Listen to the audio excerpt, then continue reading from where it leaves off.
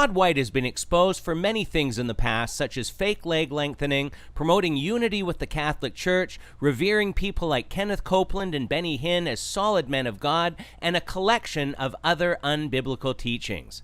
I've learned through conversations and many comments from people that have spent a lifetime in the military and have families that for generations have been involved with the military in America, that Todd White's military Marine story is also most likely false. We're going to examine this and look at various clips and sites where his story changes. Todd White was 42 when he did this interview in January 2012. From what I have found, his birthday is either in November or December, so he'll be 51 years old by the end of 2020 if we're correct. We know that he's been consistent with his testimony that in 2004 he was saved, and before that he was an atheist and a drug addict for 22 years. We also have to remember that he says he was illiterate as well and couldn't read until he was 34. The Bible's the most important thing. For me, it's the first book I've ever read in my whole life. I couldn't read at all for 34 years, so the Bible's the first book that I can read. This also brings up another interesting point. How did he get through school if he couldn't read? He talks about being brought up by Freemasons in a boys' home at the age of 12 and that he was kicked out right before being a senior in high school. I don't know if he was kicked out of the Mason home, school, or both, but I don't understand how anybody could make it to senior year with no reading ability. For him, that would have been back in 1988 when we didn't have all the fancy electronics we have today to help with learning. So, let's examine the claim that at the age of 17 or 18 maybe, Todd White joined the Marines. First, we have to look at the requirements to be accepted. There seems to be a number of requirements that must be fulfilled. If he was 17, he would need parental consent, but from the sounds of it, he says he just joined. He'd also need a high school diploma, which once again is questionable if he couldn't read until the age of 34. One of the most important things is the ASVAB test. The ASVAB test is the Armed Service Vocational Aptitude Battery, and this started back in 1968, so this was definitely active when Todd supposedly joined. We see here that if you did pass high school, you'd need a score of 32 out of 99. And if Todd didn't actually graduate but somehow got a GED, he'd need an even higher score to be accepted. This test covers a lot of areas as we see here. And if Todd really couldn't read, I don't know how he could possibly pass this test. Now, Marines are fit individuals and they have strict testing in that area as well. For someone that's 17 or 18, they can't have more than 18% body fat. Here's a picture that you can see of what the body looks like with 16 to 19% body fat. But we're going to hear mixed reports of Todd losing anywhere from 71 to 83 pounds in the first few months. Now, that's a lot of weight, especially considering that while working out, as you lose fat, you gain muscle that weighs more. So losing that much weight would mean that he was a very big boy for his age, which would have also probably disqualified him.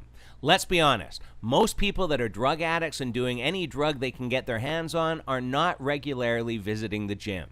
And Todd has stated his addiction was hardcore many times. Not to mention the drug testing to enter the military. So based on these few facts alone, it is very questionable if Todd really was in the Marines. But now we'll listen to several versions of the same story that don't stay consistent. So I got put in this boys' home at 12. I'm a full-on drug addict, full-on.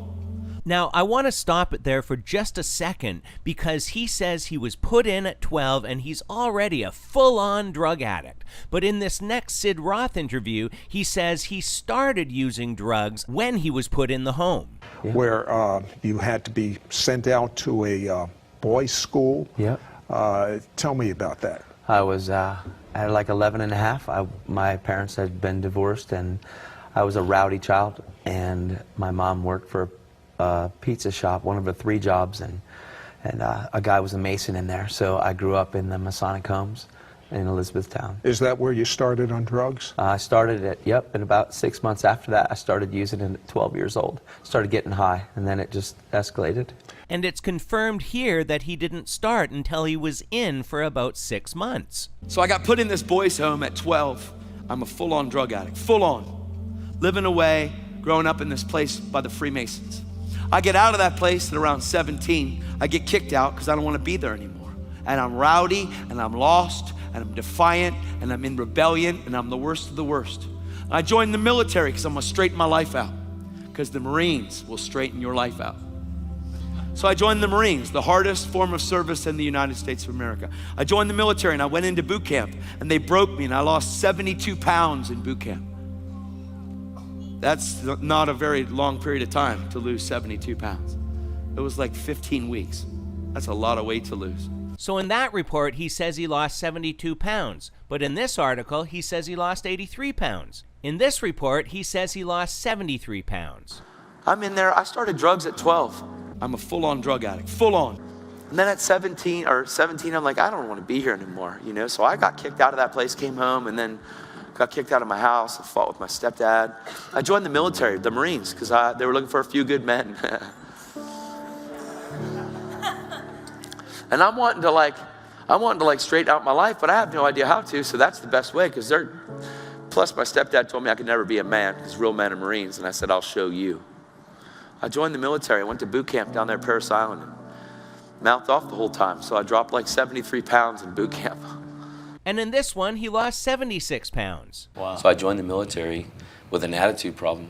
I went to Paris Island down there in boot camp and lost about 76 pounds when I was in there because I mouthed off, and it's not a good place to do that.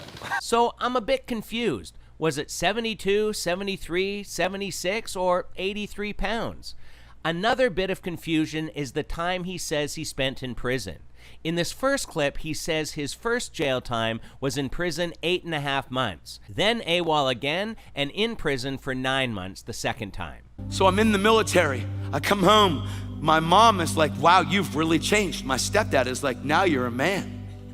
I'm like, yes, sir. No, ma'am. Parade rest, you know, the position of the military. I mean, like, big time. I went back to base. I started partying again within a month and a half. I'm like, I don't want to be here anymore. Doing coke, partying again, all the stuff, just right back in the same thing. I said, I'm ready to go home on leave again if I can. They said, you can't? I said, well, okay. I went, packed my stuff and went anyway. That doesn't work. So I packed my stuff and I went home. Told my mom, said, yeah, they gave me leave again. Something was fishy. Didn't work. So I stole a bunch of money from a drug dealer. And I went out west and hid in the Rocky Mountains. And then about 9 months later, 10 months later, give or take, I got arrested. I ended up getting put in jail because I'm a fugitive from the military. So they put me in jail out there. Then they extradite me, which means they put you in cuffs, send bounty hunters out, extradite you back in an orange jumpsuit back to the military prison. So I go back to military prison. They put me in the military prison down in Camp Lejeune. I'm in there for about 8.5 months. They let me out on base, awaiting my orders for discharge. They weren't gonna let me stay in the fleet, but I was gonna wait 1.5 years to get discharged. Well, that wasn't happening, so I went AWOL again. Problem. I went out to the same spot that I got arrested at before, so that's a real problem. Because I was in the mountains. It was like living the dream, man. Above the clouds, whoa. And until I got pulled over in a traffic violation, and then it's up, it's done. And I get put back in jail, same jail. Hey, buddy. Back in jail, bounty hunters again. Extradition, right back to the military prison again. And I get 9 months in the brig again. But this article says it was only 5.5 months. And in this clip, he says it also was 5 to 6 months. And after training, I ran away from the military. I ran away and I hid in the mountains in America, out in Colorado. And I got arrested and I got thrown in jail. And they put me in jail. And then they brought me back across America in shackles and chains. And I was put in prison, military prison. And I was in there for about 5.5 months, 6 months. But then here he's saying 8.5 months again. I ended up coming back and saying, I don't want to be here anymore. So I went AWOL. I ran away, went out west to Colorado, got a job out there. Ended up getting arrested about less than a year later, got put in jail. They extradited me across to America, put me in military prison. I went to military prison for about 8.5 months down there. Then they let me out, and I was awaiting discharge papers. They didn't come soon enough, so I went AWOL again. I left. So this is really quite confusing. And here he says that he was AWOL for 9 to 10 months before he got arrested. I went out west and hid in the Rocky Mountains. And then about 9 months later, 10 months later, give or take, I got arrested. And according to the people I've spoken to and what I see online, what Todd says is not possible. After 30 days, it's considered desertion. You've proven yourself to be unfaithful, unreliable, and not to be trusted in a real combat situation. So they're not going to say that you still have to serve your contract. Not to mention, Todd is saying that he just left again. From the military people I've spoken with, this is a situation that could not and would not ever happen. So could Todd's story be true? Well, I guess you'd have to choose which one to believe, which weight loss to believe, which version of prison time to believe, and whether an illiterate and most likely out-of-shape person could even get accepted into the Marines. Now, I'm more than happy to remove this video if Todd White can give proof of his stories.